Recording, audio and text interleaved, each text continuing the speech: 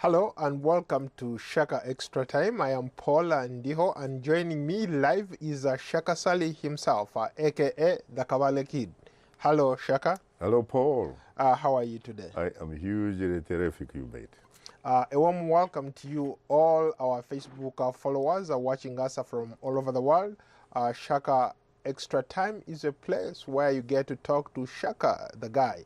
Okay, today we are going to be talking about a number of issues, but we'll start in Southern Africa.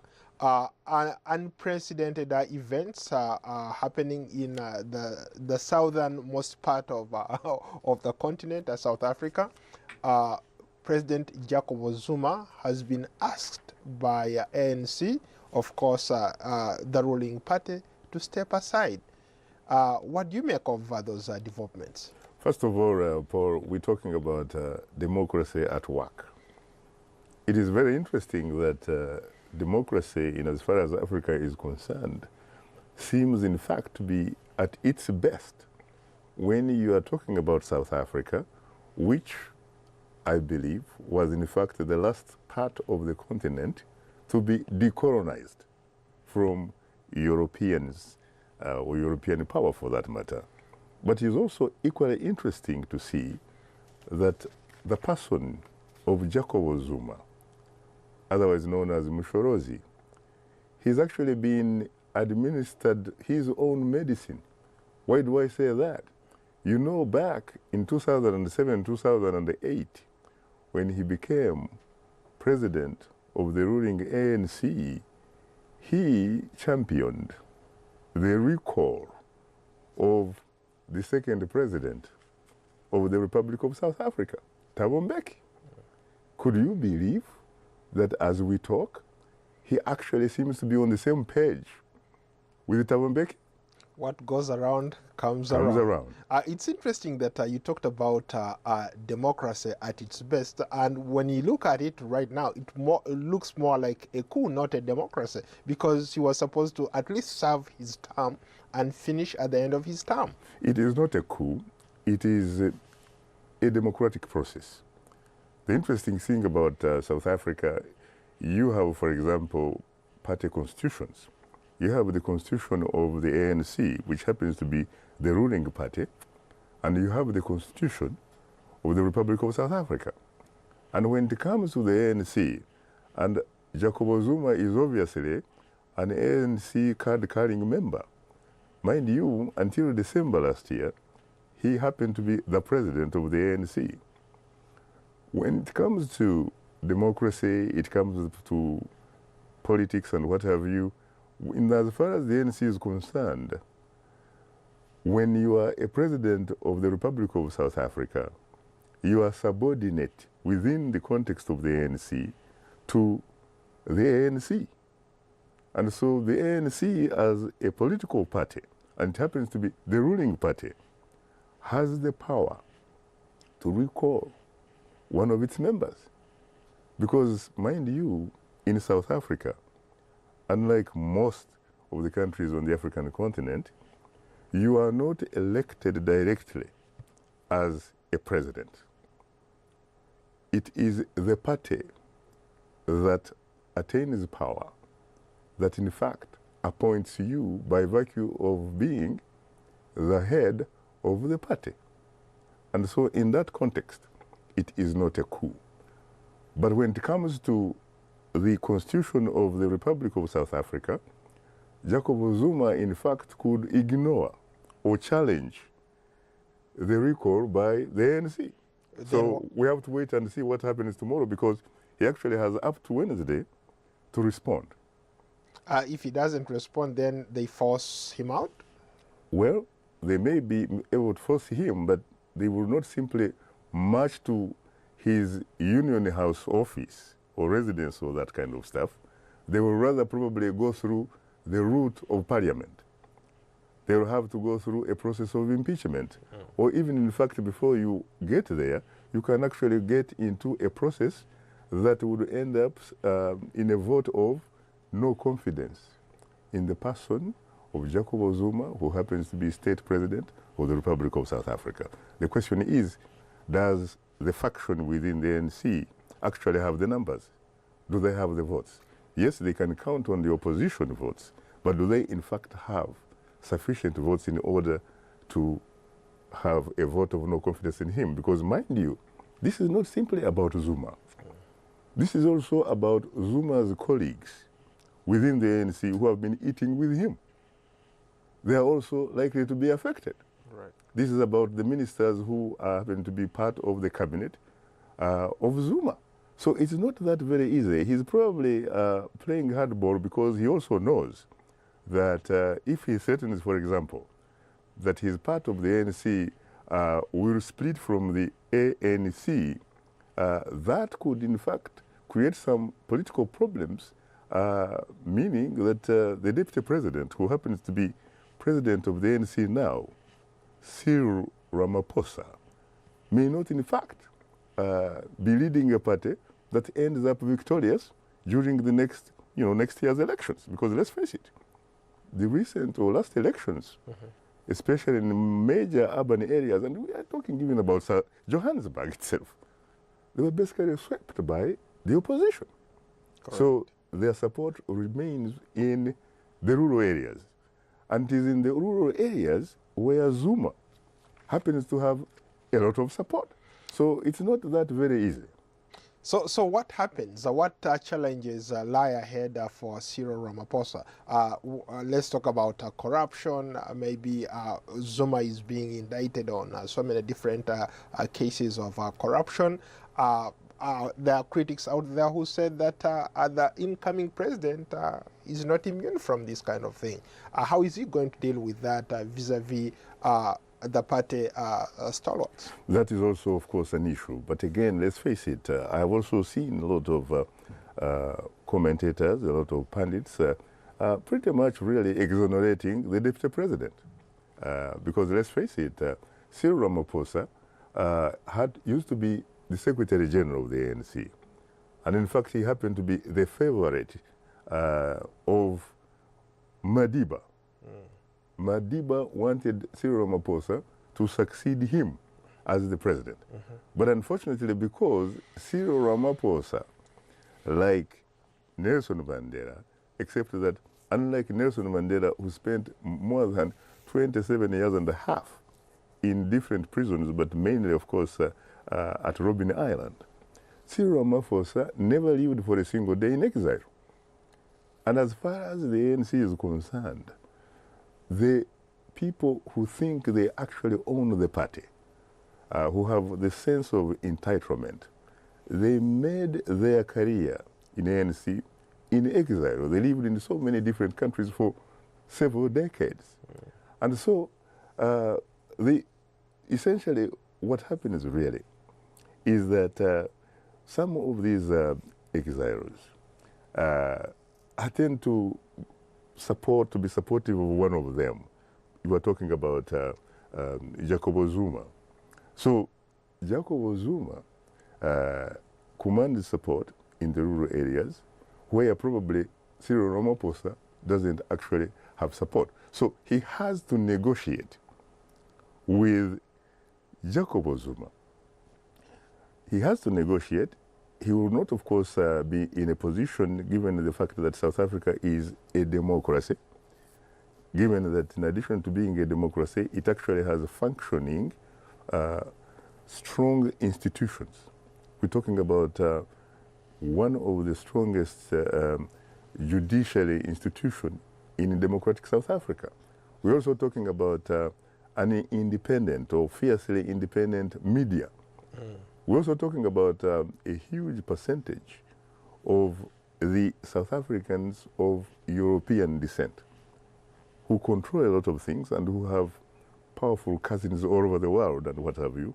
And they come from a culture, at least during their time, even though it was apartheid, they were part of what appeared to be democracy among themselves. And so it's going to be difficult for Ramaphosa, for example, to promise Jacob Zuma that charges will be dropped, because they cannot be dropped. Of course, I heard that Jacob Zuma had wanted the ANC to be responsible for paying court fees and all that kind of stuff. And apparently that seems to be a problem. And he probably may also want Ramaphosa, as President Ramaphosa, to promise that once Zuma is convicted, for example, Ramaphosa will be in a position of immediately pardoning him, giving him a pardon. Just like back in 1974, here in the United States of America, you're talking about Watergate then. You had Richard Nixon, who was president. He had a vice president called Gerald Ford. They cut a deal so that Gerald Ford could actually become president and essentially pardon Richard Nixon. Richard Nixon did not even spend a second in prison, but he pretty much could have spent a lot of time in prison and frankly would have faced a lot of political humiliation. So I think there's going to be some kind of deal somehow that will provide some kind of face-saving situation to the ANC and Jacob Zuma, because let's face it, it's not just Jacob Zuma. The problem here, in fact, may be the ANC. Okay. Let's move along. Let's cross over to East Africa. Let's start in Kenya. Interesting developments there. The Attorney General resigning, so many things happening. The courts system seems to be fighting the executive. Your thoughts? Again, democracy at work in Kenya, especially when you look at the fact that the judiciary system, as represented by the Supreme Court, found the courage and the confidence last year, September 1st, to annul an election that had supposedly been won by incumbent President Uhuru Kenyatta. And then, of course, you remember that initially President Kenyatta said that while he disagreed with the court, he respected its decision. But later, he basically went native and actually called the judges wakora in Kiswahili, meaning crooks, really, thugs, that they are not state officials who had been elected by anybody. So why could they probably, in his words, use up power to annul an election that he had supposedly won? Then he promised to figure out a way of dealing with them. And eventually, I think, some in the judiciary system probably felt intimidated. In fact, there were some indicators that maybe that warning may in fact have been heeded, because let's face it, if you recall, a day before the fresh election, or the repeat election, which was October 26, a day before that, the driver / bodyguard of the Deputy Chief Justice was actually shot in Haringam. He was injured grievously. We do not know who actually shot that particular driver, but all the evidence that I have seen points to the state. And of course, the following day, you also know that that particular Deputy Chief Justice, was not able to leave her house because, in fact, she was detained, really, in her house in Karen. She could not even have unfettered access to her telephones, really. She could not even take a telephone and call the Chief Justice himself. And you remember that there were only two people who turned up, the Chief Justice and one of the judges, so they couldn't actually form a quorum. In order for that to be a quorum, they would have had to be at least 5 judges. It did not happen. And they were supposed to meet so that they could probably postpone the fresh election that would be held the following day. And of course, because there was no quorum, the fresh election went ahead, and you know, the rest is history. Very few people, in fact, turned out to vote. And you remember, of course, President Kenyatta getting the dubious privilege of getting like 98 point something Why don't of we just call it 100%? those who voted, actually. But let's face it, there are a lot of evidence that suggests that less than 30% may in fact have come out and voted. And so there is the issue of legitimacy. This is in fact where we are right now. And then you're talking about the Attorney General. The Attorney General is on record having said, if in fact the leader of NASA, the opposition Raila Odinga, would have to be sworn in as the alternative president or whatever, if he could actually take an oath, it would be tantamount to treason. It would be tantamount to treason, so that in fact he would actually be apprehended, taken to the courts of laws, and if he were to be found guilty, and there would probably be no doubt that he would be found guilty, then the punishment would call for basically hanging, really. Death penalty. You hang him to death, death penalty. So the fact that this man who made that statement, you are told he has resigned, probably means that in fact he has not just voluntarily resigned. He was asked to resign because he was in fact fired. I have heard from some sources that he was probably fired because he actually gave very bad advice to the president. There is also the issue of this opposition activist lawyer, Miguna, a man who was born in Kisumu. Superstar. You describe me superstar. Yes, a man who was born in Kisumu. The last time I checked, Kisumu seems to be a major sort of urban area in Nyanza province in the Republic of Kenya. A man who clearly is a Kenyan national and therefore Kenyan citizen. And they have a constitution of 2010 saying you cannot revoke somebody who actually was born in Kenya. You cannot revoke or terminate that person's citizenship, because that citizenship, in fact, is a birthright. Because he had also another citizenship in Canada,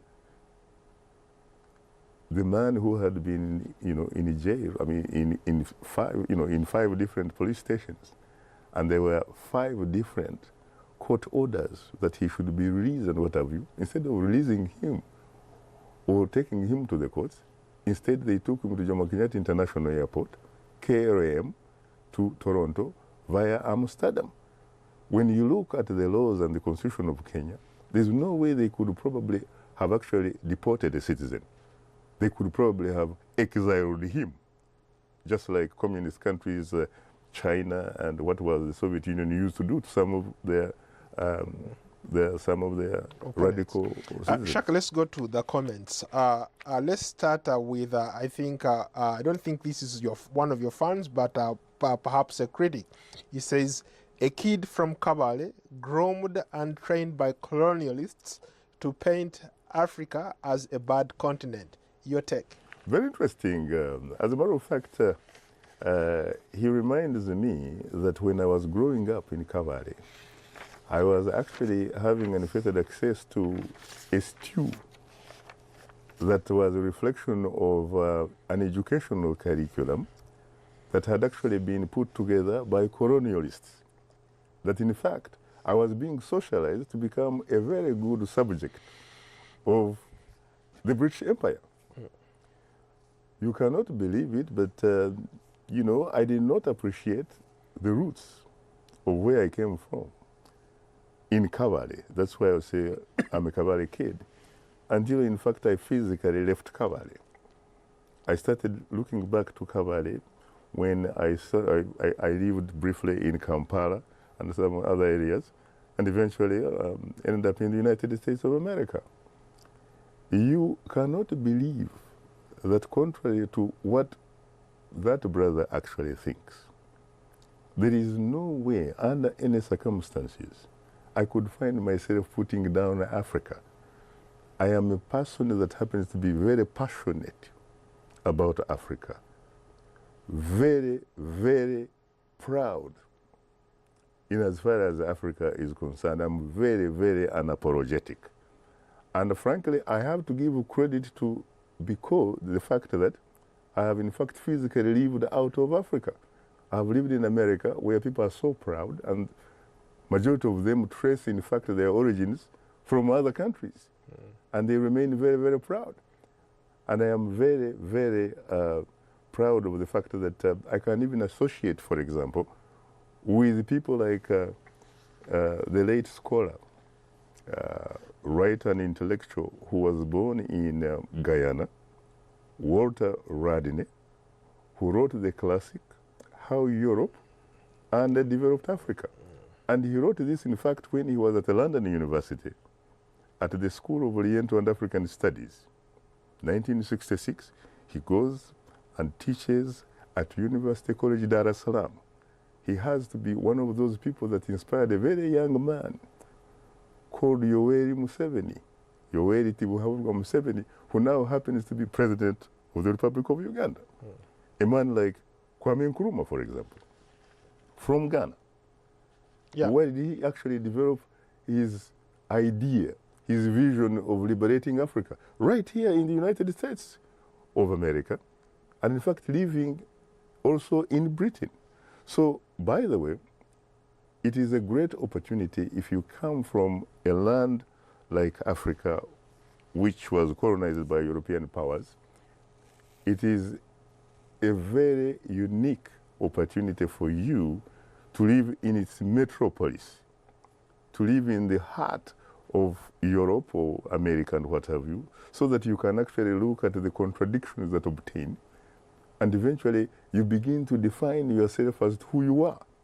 And I have to say, to be very honest with you, I am one of those people that do not apologize about the fact that I am an African, very proud African, a man that is very, very passionate about where I come from, and that's part of the reason, in fact, where I often say I am a Kabari kid from Kabari. So I do not have problems with Africa. What I have problems with Africa is what I characterize sometimes the deficit of African leaders, the deficit of African leadership. Shaka, let's go to another comment. This one seems to be favorable. Jean-Claude lives in Kigali, Rwanda, and he says he's a graduate of international affairs. He says, Shaka, why in this era of ours are we hearing of two presidents swearing in, especially in East Africa? For example, we have two presidents in Uganda, two presidents in Kenya. What does this say about the region? I think the reality is that we do not have two presidents in Uganda. We have one legal president in Uganda, but there are a lot of people who find him illegitimate because they frankly do not believe that he won the election. That, for example, people went to vote back in 2016, and at the end of the day, they feel that given the dynamics or the political dynamics of the manner in which, for example, the Electoral Commission is chosen, in other words, the people who run the election, it is not something that they feel that they respect. It is not a commission that they feel represents their interests and what have you.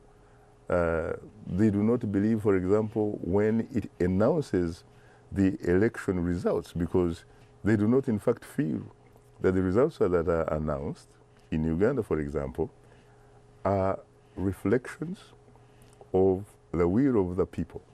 They feel that the results are reflections of those who count the votes, and therefore who have in fact been chosen by one of the people that is also a competitor. So when they have no trust in some institutions and what have you, it's understandable why they look at the reason why there should be a people's president.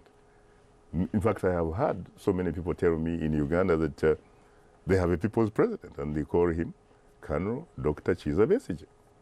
You saw the same thing in the Kenyan capital, Nairobi, on January 30th. You know Uhuru Park. You cannot believe how many people came there. I hear that there are probably, tens of thousands or hundreds of thousands, but in fact there are some people who have suggested that you were in fact looking at more than 1 million human beings. And we have situations where you look at those optics and you compare those optics, for example, with those who actually graced the inauguration of the illegal president, Uhuru Kenyatta, at Kasarani Stadium, I have been told that the numbers or the optics that you see at Uhuru Park may in fact have been 10 times more than those who actually attended Kenyatta's inauguration. You had Jamahuri, for example, Jamahuri Day, I think it was December 12th. It was virtually empty. The president was basically addressing an empty type of, event. And yet, you have Raila Odinga, you have all those people voluntarily coming up, so the man has the following. He has the numbers, the other one has the power. Interesting. Shaka, we are running out of time, but one quick comment from Frank Nwamanya. Is communism or capitalism, which is suitable for Africa? Communism or capitalism, which is suitable for Africa? To be honest with you, if you asked me personally, I would tell you neither is suitable for Africa as I see it. What Africa needs, perhaps, is to borrow a leaf from the Scandinavian countries. We are talking about social democracy. You're talking about a country that puts its people, or countries that put their people at the center. So that, for example, they look at the fundamental issues of life. We're talking about education, we're talking about health care, we're talking about housing and what have you, and the things that really make life. In a society like in the Scandinavian countries, we're talking about Sweden, Norway, we're talking about Denmark, Finland, and some of the countries. We're talking about looking at those issues as rights, fundamental rights, not privileges.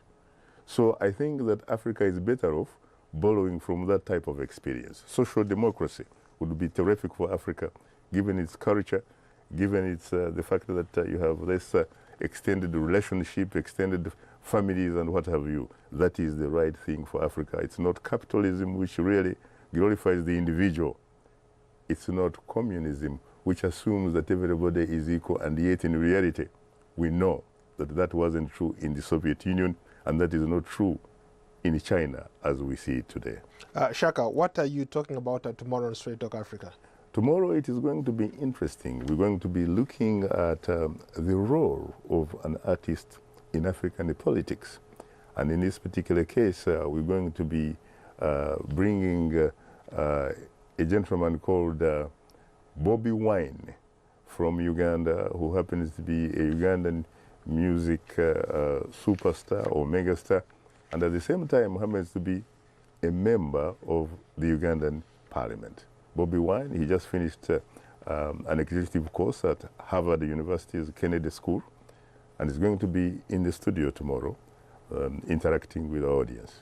Well, I look forward to seeing you live or watching the interaction between you and that gallant Ugandan. On that note, thank you so much for being a great guest. I look forward to hosting you on another edition of Shaka Extra Time. Until then, so long from Washington. Thank you.